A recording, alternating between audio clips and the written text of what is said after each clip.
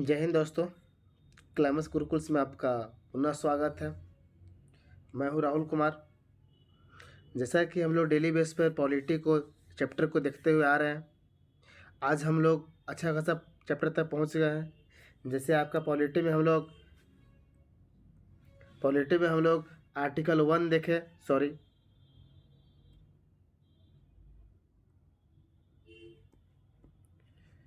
Article 1 देखे हम लोग। आर्टिकल 1 में हम लोग पढ़े थे और आर्टिकल 1 पढ़ते हुए हम लोग बहुत दूर तक आ गए। पिछले क्लास में हम लोग लेक्चर 6 में हम लोग बात किए थे आर्टिकल 19 बात किए थे। 19 हम समाप्त किए थे। आज हम लोग आर्टिकल 20 की ओर चलेंगे। 20 में क्या हुआ करता है 20, लेकिन 20 से पहले ये देखें कि हम लोग पढ़ क्या रहे हैं पहले ये देखेंगे। जैसे हम लोग क्या पढ़ रहे हैं इसके बारे में देखेंगे। हम लोग पढ़ रहे हैं मौलिक अधिकार, फंडामेंटल राइट्स पढ़ रहे हैं हम लोग। फंडामेंटल राइट्स में हम लोग आर्टिकल 12 शुरू किए थे। आर्टिकल 12 से लेकर आर्टिकल 35 तक पढ़ना है, जिसमें हम लोग आर्टिकल 12 अनुच्छेद 12 से लेकर अनुच्छेद 19 तक हम लोग कवर कर चुके हैं। आज हम लोग अनुच्छेद 20 चलेंगे। अनुच्छेद 14 से 18 हम लोग पढ़े थे समानता का अधिकार। फिर अनुच्छेद 19 से 22 पढ़ रहे हैं हम लोग स्वतंत्रता का अधिकार। स्वतंत्रता में 19 में बात किए थे, 19 में क्या क्या दिया गया है। आज हम लोग 20 में बात करते हैं कि 20 में क्या क्या दिया गया है। चलिए देखते हैं। स्वतंत्रता का अधिकार पिछले क्लास में हम बताए थे 19 का हम 6 भागों में बांट के 19 में कुछ अधिकार आपको दिए गए थे तो कुछ अधिकार आपको छीने भी गए थे। इसके बारे में हम लोग देखे थे। आज हम लोग 20 के बारे में देखेंगे। 20 कहता है कि अपराधों से दोष सिद्धि के विरुद्ध संरक्षण। मैंने अपराध से दोष सिद्धि के बीच संरक्षण कहने का मतलब कि आपको किस किस रूप में आपको अधिकार घोषित किया जाएगा और अपराध घोषित किया जाएगा। देखिए आर्टिकल का 20 लिखा गया है। आर्टिकल के 20 में 1 2 3 हम लोग देख रहे हैं। 21 22 23। जैसे भूतलसी विधि से संरक्षण। भूतलसी विधि से संरक्षण क्या है देखेंगे। दोहरे दंड से संरक्षण मतलब कि एक काम के लिए आपको एक सजा दिया जाएगा, न कि दोहरा सजा दिया जाएगा। मैं दोहरे से संरक्षण करने के 3 क्या कहता है, स्वयं गवाही देने के विरुद्ध संरक्षण। आप खुद को गवाही नहीं दे सकते हैं। आगे थोड़ा सा बढ़ते हैं, इसके बारे में भूतलसी के बारे में देखते हैं। थोड़ा सा आगे बढ़ते हैं। आर्टिकल हम लोग 20 से देख रहे हैं। आर्टिकल 20 कानून के प्रकार में हम लोग बात कर रहे हैं। कानून के प्रकार 2 भागों में बांट दिए। एक भूत का कानून, एक भविष्य का कानून। भूत का कानून, भविष्य का कानून। तो क्या लिखा गया है कि फौजदारी कानून हमेशा भविष्य से लागू होते हैं। फौजदारी कानून हमेशा और हमेशा क्या होता है, भविष्य से। मतलब कि फौजदारी ऐसा कि दंड मतलब क्राइम कानून सोचने के लिए नहीं दिया जाता है। क्राइम पर सजा क्राइम करने के बाद सजा दिया जाता है। सोचने का सजा नहीं दिया जाता है। देखिए क्रिमिनल कानून हमेशा भविष्य से लागू, जबकि दीवानी कानूनी हमेशा भूतलसी से किए जाते हैं। ध्यान से समझेंगे क्या बोल रहा है कि क्रिमिनल मतलब फौजदारी कानून हमेशा और हमेशा भविष्य से, मतलब जब तक हम क्राइम नहीं करेंगे तो आपको सज़ा नहीं दिया जाएगा। वही दीवानी जो है, दीवानी आपको जो बीत गया भूतकाल में जो काम किया उसका सज़ा दिया जाता है, उसको दीवानी बोला जाता है। और फौजदारी मतलब कि भविष्य में जो हम लोग दंड ऐसा करते हैं, भविष्य में जो ऐसा काम करते हैं जिसकी वजह से क्या किया जाता है, दिया जाता है। ठीक है, आगे देखते हैं। 20 का सेकेंड में 20 का, हालांकि हम लोग इसके कानून के 2 भागों में बांट रहे थे। अब आते हैं 20 के पूर्ण रूप से समझते हैं। 20 को पूर्ण रूप से समझते हैं। देखिए भूतलसी विधि का संरक्षण क्या दिया हुआ है, इससे पहले थोड़ा सा हम लोग बात कर रहे थे। देखिए यहाँ पर कि भूतलसी विधि का संरक्षण 20 का फर्स्ट में है। दोहरे दंड से संरक्षण 20 सेकेंड में है। और स्वयं गवाही देने के विरुद्ध ये दिया गया है, वो कितना 3 में दिया गया है। ठीक है, आगे देखते हैं यहाँ पर क्या लिखा गया। चलिए देखते हैं आगे। लिखा गया है कि 20 का पहला में कि भूतलसी विधि से संरक्षण, आज जो कार्य किए हैं उसे उसी समय का सजा दिया जाएगा जिस समय कार्य किया गया है। मतलब कि भूतलसी कहने का मतलब कि जिस समय जो काम किए गए थे उस समय की सजा दिया जाता है। वही लिखा गया आगे कि भारत में किसी अपराध की सजा उतना ही प्रदान की जाती है जो उस समय कानून द्वारा निर्धारित है। ये बात सही है कि भारत में आपको सज़ा उस समय दिया जाएगा, उतना ही दिया जाएगा जिस समय जैसे जैसे आज आपका वो कानून है कि जो मर्डर किया है तो उसको फांसी की सज़ा सुनाया जाएगा, ठीक है? लेकिन 2 दिन के बाद इस सज़ा को माफ़ दे ये जो कानून है फांसी की सज़ा रोक दिया जाएगा, तो जो पहले था वही किया जाएगा। क्या यहाँ लिखा है, जो पहले कानून था वही सज़ा दिया जाएगा। जैसे जिस समय अपराध किया है उस समय की सज़ा दिया जाता है। भारत में किसी अपराध की सज़ा उतने उतने ही प्रदान की जाती है जो उस समय कानून निर्धारित था। मतलब मान लीजिए कि जो व्यक्ति मर्डर कर दिया किसी को तो उसका सज़ा है कि 5 साल का जेल होना चाहिए, 6 वर्ष का जेल होना चाहिए, 6 वर्ष का जेल होना चाहिए, ये दे दिया गया सज़ा। तो आओ अगर ये काम किया था मान लीजिए 3 दिन पहले, अब आज 3 दिन के बाद एक नया कानून बन गया कि नहीं 6 वर्ष नहीं, आपको 2 वर्ष ही रखा जाएगा। फांसी कोई व्यक्ति मर्डर किया है, चाहे रेप किया है तो उसको 2 वर्ष रखा जाएगा। तो जो पहले जो सज़ा दिया गया था ना, अब वही सज़ा रहेगा उतना दिन तक। जिसे आप समझेंगे, समझेंगे क्या कहना चाहता है? यहाँ लिखा गया है कि भारत में किसी अपराध की सज़ा उतना ही प्रदान की जाती है जो उस समय कानून के द्वारा निर्धारित है। अंततः किसी व्यक्ति को जुर्म के समय ही सज़ा प्रदान की जाएगी, आगे बढ़ा दी जा सकती है। आगे बढ़ा दी गई आगे बढ़ा दी गई सज़ा नहीं। मतलब कि जितना दिन का उस समय कानून था कि इतना कोई व्यक्ति मर्डर करता है तो 5 साल का सज़ा रहेगा, तो 5 साल उस समय का रहेगा। अब बाद वाला जो कानून बना उस पर अलग कार्रवाई किया जाएगा। जैसे आगे देखते हैं 20 का, देखते हैं 20 का सेकंड क्या कहता है। 20 का सेकंड कि दोहरे दंड से संरक्षण। 20 का सेकंड बोलता है कि दोहरे दंड से संरक्षण। दोहरे दंड से संरक्षण क्या है थोड़ा सा देखेंगे, समझेंगे। दोहरे दंड से संरक्षण किसी व्यक्ति को एक अपराध के लिए एक सज़ा दी जाएगी। दोहरे मैंने 20 का सेकंड क्या बोलता है कि किसी व्यक्ति को एक अपराध के लिए एक सज़ा दी जाएगी, न कि 2 सज़ा दी जाएगी, ठीक है? जैसे क्राइम, जुर्म किया है, कार्यवाही या हुआ दंड मिला। जैसे कहने का मतलब जो व्यक्ति यहाँ पे लिखा गया है 20 के सेकंड में कि दोहरे दंड संरक्षण जो किसी व्यक्ति एक काम के सज़ा, यहाँ लिखा गया है किसी व्यक्ति को एक अपराध के लिए एक सज़ा। कहने का मतलब कि एक व्यक्ति 2 गो अपराध कर दिया गया तो 2 गो सज़ा नहीं दिया जाएगा, कोई एक ही सज़ा दिया जाएगा। ये इसमें 20 के सेकंड में बोला गया है। आगे देखते हैं 20 का, आगे देखते हैं यहाँ पर 20 का थर्ड में क्या दिया गया है। 20 के थर्ड में बोल रहा है कि 20 का थर्ड में बोल रहा है कि स्वयं के विरुद्ध गवाही देने के संरक्षण से, स्वयं के विरुद्ध 20 का थर्ड बोलता है कि स्वयं के विरुद्ध गवाही देने से संरक्षण दिया गया है। जैसे लिखा गया है कि किसी व्यक्ति को स्वयं के खिलाफ गवाही देने के लिए, किसी व्यक्ति को स्वयं के खिलाफ गवाही देने के लिए बाध्य नहीं किया जाएगा और स्वयं के खिलाफ गवाही नहीं देगा। मतलब कि कोई व्यक्ति है उसको पैसा दे के या दूसरे के खिलाफ गवाही नहीं दिवा सकते हैं या वो व्यक्ति से खुद गवाही नहीं दिवा सकते। इसका संरक्षण कौन करता है तो 20 का 3 करता है। देखिए यहाँ पे लिखा गया है कर्नाटक बनाम सेल्वी वाद 2010 में सर्वोच्च न्यायालय निर्णय दिया कि पॉलीग्राफ, डीएनए फिंगरप्रिंटिंग या नार्को टेस्ट करवाना गलत है। यह सभी कोर्ट के निर्देशों में ही किया जाएगा। जैसे कहने का मतलब स्वयं गवाही, जैसे कोई व्यक्ति को पॉलीग्राफ कराते हैं या डीएनए फिंगरप्रिंटिंग करते हैं या मार्को टेस्ट करते हैं, तो जब पुलिस आपको इसे डायरेक्टली नहीं कर सकता, जब तक कोर्ट उसको परमिट नहीं देगा या सलाह नहीं देगा, बॉन्ड तक नहीं देगा, तब तक अगला पुलिस कर नहीं सकता है। जैसे आप देखें कि लोकल पुलिस क्या करते हैं कभी कभी कि अपने आप पर आपको हाथ छोड़ देते हैं, आपको मार देता है। नहीं, पुलिस का ऐसा कुछ काम नहीं है, प्रशासन का काम नहीं है। देखिए न्याय करने का व्यक्ति कोई अलग है, अभी प्रशासन जो है वो आपको गिरफ्तार करेगा और जेल में बंद करेगा और 24 घंटे के अंदर में न्यायालय में पहुंचाएगा। इसका सिर्फ इतने काम है, न्याय करने का काम न्यायालय का काम है। तो जो अब पुलिस जो होता है प्रशासन, वो बिना परमिट के डीएनए फिंगरप्रिंटिंग या नार्को टेस्ट वो नहीं कर सकता है जब तक सरकार परमिशन नहीं देती है तब। तो आपका 20 ही था। अब हम लोग आते हैं 21 में आते हैं। 21 क्या कहता है, प्राण एवं देही की स्वतंत्रता। अनुच्छेद 21 क्या बोलता है कि प्राण एवं देहित का स्वतंत्रता, ठीक है। क्या है प्राण एवं देहित स्वतंत्रता, देखेंगे।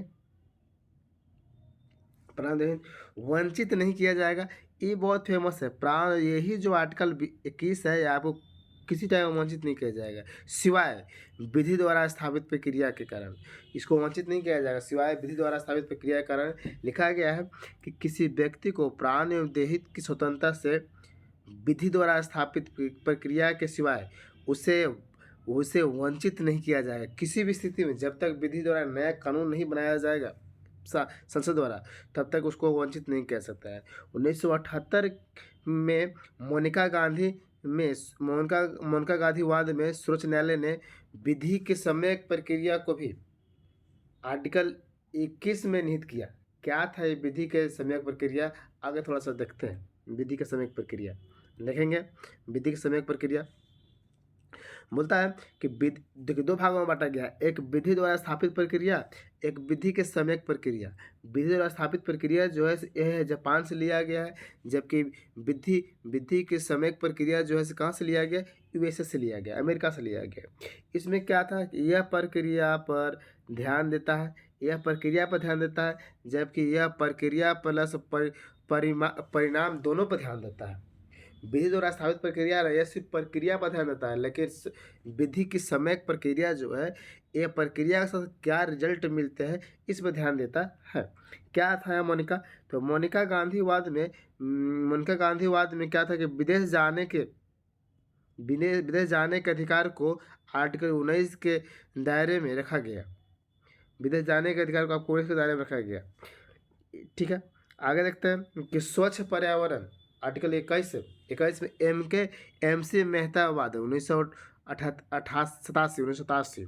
क्या था ये पर्यावरण, स्वच्छ पर्यावरण, जो MK मेहता जो थे ना, जैसे MK मेहता एक बार जा रहे थे तो देखते हैं कि बड़े बड़े से इमारत है, इमारत पर क्या होता है कि स्वच्छ इसमें कचरा वगैरह से, मान लेते हैं कि ताजमहल है तो ताजमहल पर जो केस चलाया गया, जैसे मान लेते हैं कि ताजमहल पर केस कर दिए, ये जो MC मेहता जो थे ताजमहल को संरक्षण के बारे में बात करते हैं। ठीक है, ये स्वच्छता पर्यावरण के बारे में बात करते हैं कि जैसे प्रदूषण की वजह से ये जो आपका बिल्डिंग में जो पहले से लाइटिंग है, जो चमक है, उसको क्या हो जाएगा, कम हो जाएगा। इसको संरक्षण के लिए यहाँ पर बात करते हैं। यही कारण है कि जैसे आप देखेंगे आजकल के बड़ा जो बिल्डिंग बनता है तो उस पर कवर करके अंदर बनता है, बाहर से कवर किया जाता है। क्यों? क्या लोगों को आप बिल्डिंग बनाने के चक्कर में लोगों के नुकसान नहीं पहुँचाएंगे।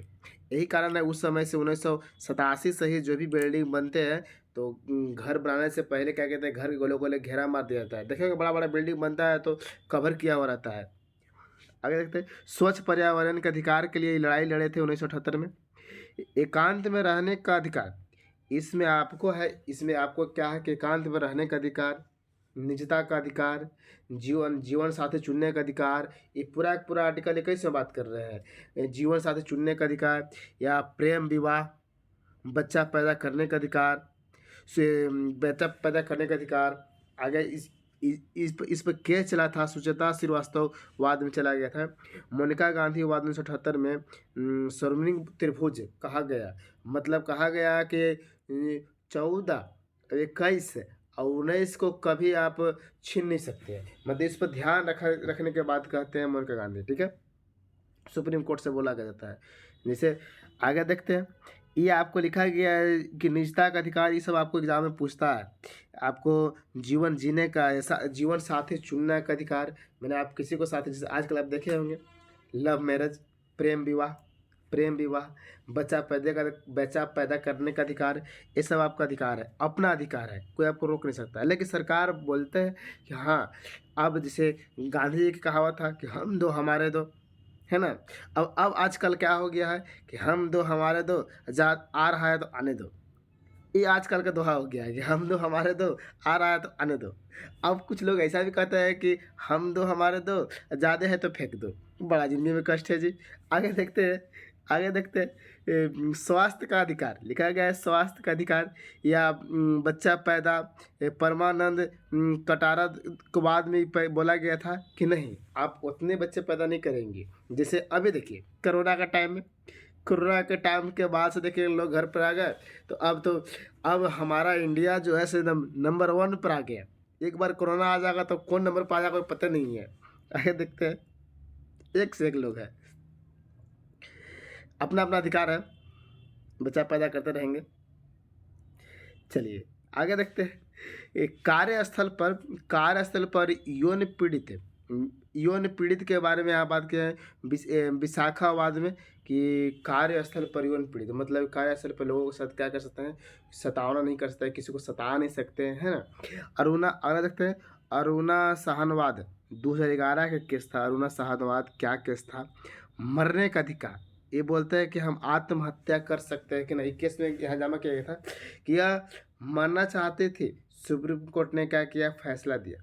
यह मरना चाहते थे अरुणा साहवाद, ठीक है। अरुणा साहवाद में 2011 में ये मरना चाहते थे, आत्महत्या करना चाहते थे। तो सुप्रीम कोर्ट क्या निर्णय देते हैं इसके बारे में देखेंगे।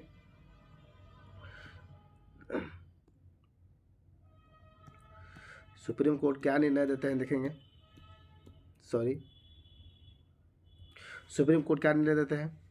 इस वाद में सुप्रीम कोर्ट ने निष्कर्ष इच्छा मृत्यु में बाध्य करार दे दिया कि नहीं, आप इच्छा से मृत्यु ग्रहण नहीं कर सकते हैं, बाध्य करार दे दिया गया इसमें, ठीक है। इसमें देखिए सक्रियता, इसमें थोड़ा सा देखेंगे। सक्रियता इच्छा मृत्यु या निष्क्रिय इच्छा मृत्यु। सक्रिय इच्छा मृत्यु, निष्क्रिय इच्छा मृत्यु क्या है दोनों देखेंगे।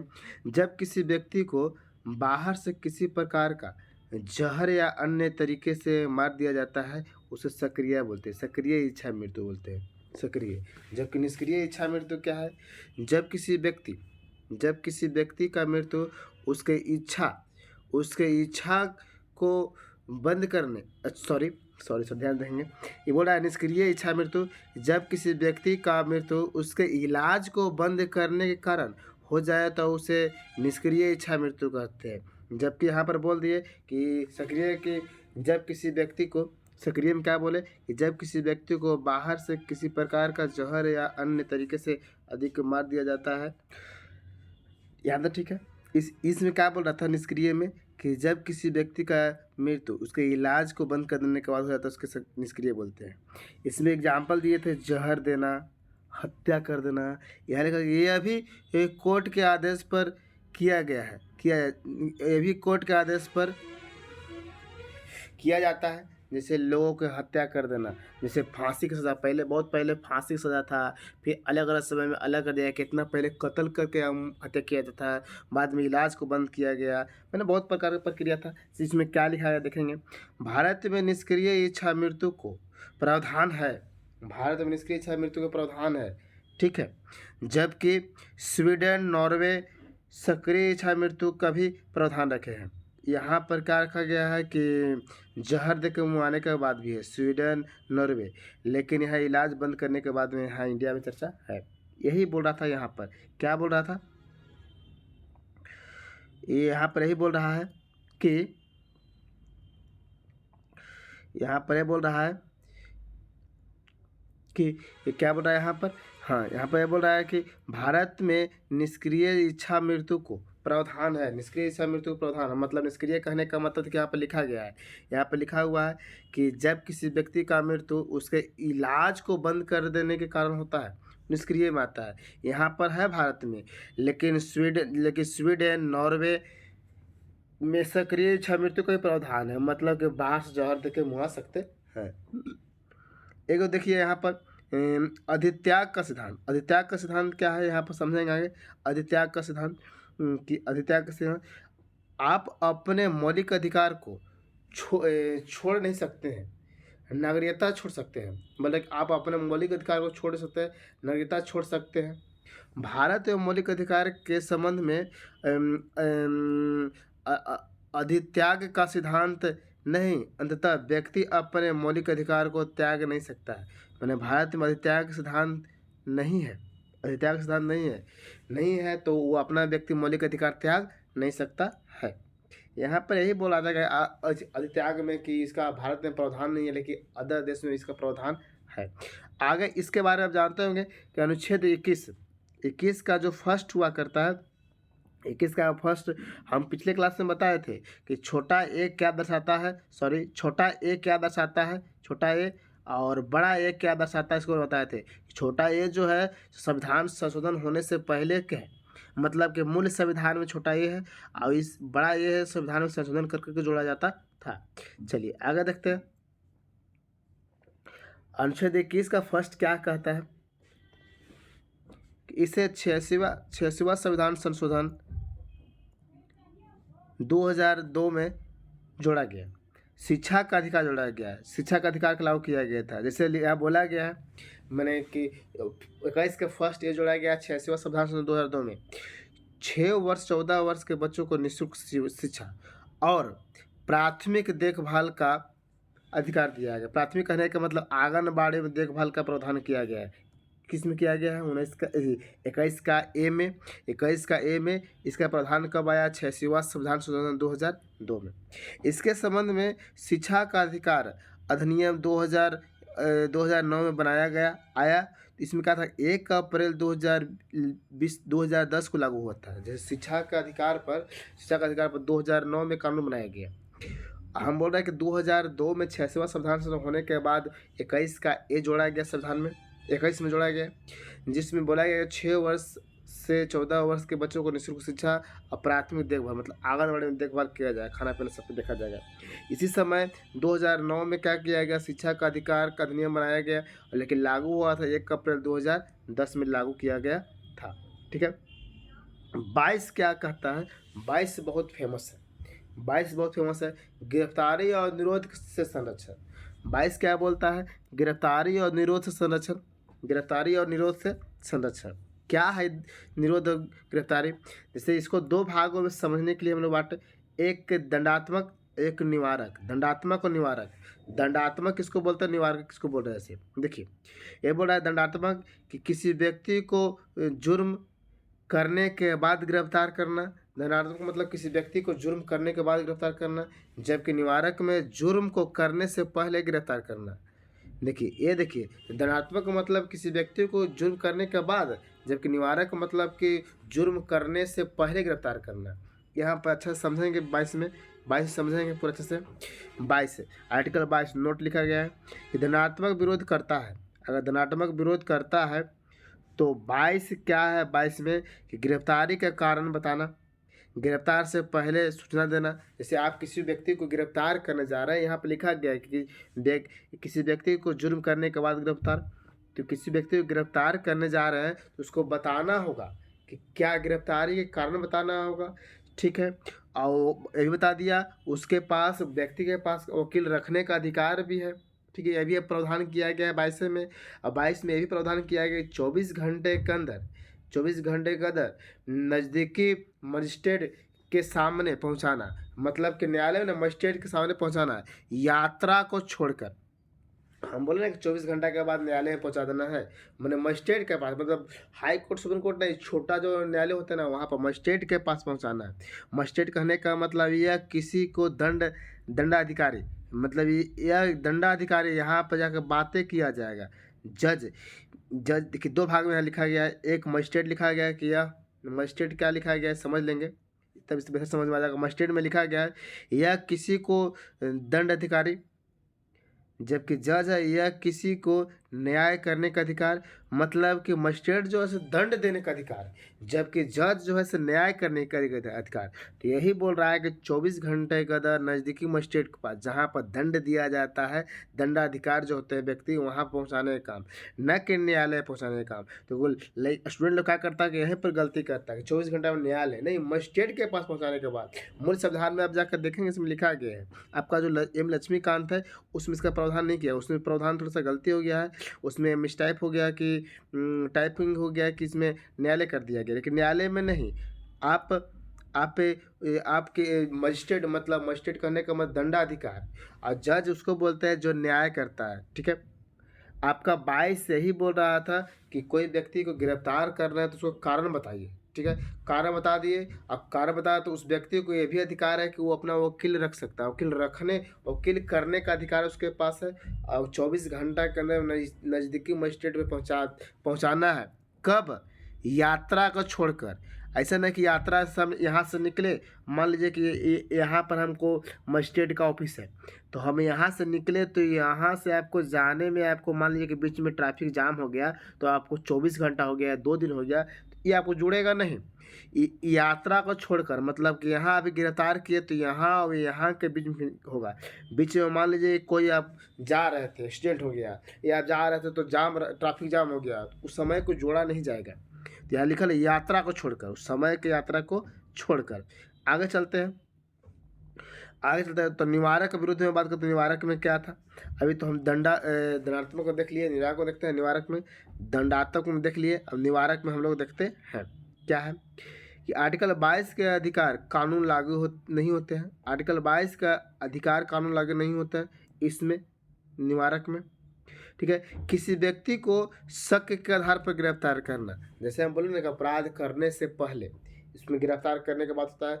जबकि दंडात्मक में होता है कि व्यक्ति को जुर्म करने के बाद।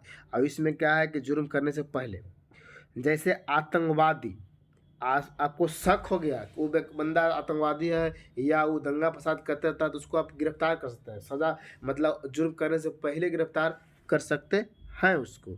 देखिए इसके संबंध में 22 के संबंध में, अनुच्छेद 22 के संबंध में हमारे देश में कुछ कानून बनाए गए हैं। क्या क्या कानून बनाए गए हैं? जैसे मिसा 1971, मिसा 1971, इसे निरस्त कर दिया गया। कब कर दिया गया आपको? 1978 में मिसा बना था 71 में। अरे कि टाडा जो है इसको अभी 1995 में क्या कर दिया गया? निरस्त कर दिया गया। पोटा भी जो है इसको भी निरस्त कर दिया गया 2004 में। और NSA जो है 1980 में बना, लेकिन इसको भी कर दिया गया 1980 में। निवारण एक्ट बना था। इस तरह से हमारा यहाँ पर बना हुआ है दंड के विरोध में, ठीक है ना। इस तरह से मतलब 22 के संबंध में कानून बनाया गया है, बहुत सा हुआ करते हैं। आप अच्छे से इसको देख के याद कर लेंगे। यदि लिखा हुआ है कि यदि किसी व्यक्ति को निवारक विरोध में गिरफ्तार किया जाता है, तो यदि किसी व्यक्ति को निवारक विरोध में गिरफ्तार किया जाता है तो उसे अधिकतम 3 माह तक हिरासत में रखा जा सकता है। उसके बाद हिरासत की अवधि न्यायालय के द्वारा बढ़ाई जा सकती है। इसे कहा जा रहा है किसी को आप शक आधार पर गिरफ्तार करते हैं तो ज़्यादा से ज़्यादा उसको 90 दिन तक आप गिरफ्तार रख सकते हैं, है ना, हिरासत में रख सकते हैं। और फिर उसको बोलते हैं कि न्यायालय के द्वारा बढ़ाई जा सकती है या घटाई जा सकती है। ये आपका था क्या? तो हम लोग स्वतंत्रता का अधिकार पढ़ रहे थे, हम लोग स्वतंत्रता का अधिकार पढ़ रहे थे। क्या पढ़ रहे थे? कि स्वतंत्रता में हम लोग पढ़ना था आर्टिकल 19 से लेकर आपको 22 तक। इससे हम लोग पढ़े, इससे पहले हम लोग पढ़े समानता पढ़े 14 से लेकर 18 तक। तो आपको अनुच्छेद 1 से लेकर अनुच्छेद 18 तक, आपको अनुच्छेद 1 से लेकर 22 तक कंप्लीट हो गया। कितना हो गया? अनुच्छेद 1 से लेकर 22 तक। आज हम लोग इतने क्लास रखेंगे। इसके बाद हम लोग आगे देखेंगे अगला क्या है मौलिक अधिकार में। अगला है शोषण के विरुद्ध अधिकार। आर्टिकल 23-24 में इसको हम लोग आगे पढ़ेंगे, आर्टिकल 23-24 को। चलिए, आपको क्लास अच्छा लगा तो क्लास को लाइक करेंगे, अपने दोस्तों के पास शेयर करेंगे। चलिए, आपको लाइक करने से क्या होता है कि टीचर को मोटिवेट मिलता है। मोटिवेट मिलने के बाद टीचर क्या करते हैं कि अगला क्लास लेके आता है लेक्चर। चलिए, बहुत बहुत धन्यवाद। हम मिलते हैं अगले क्लास में। जय हिंद।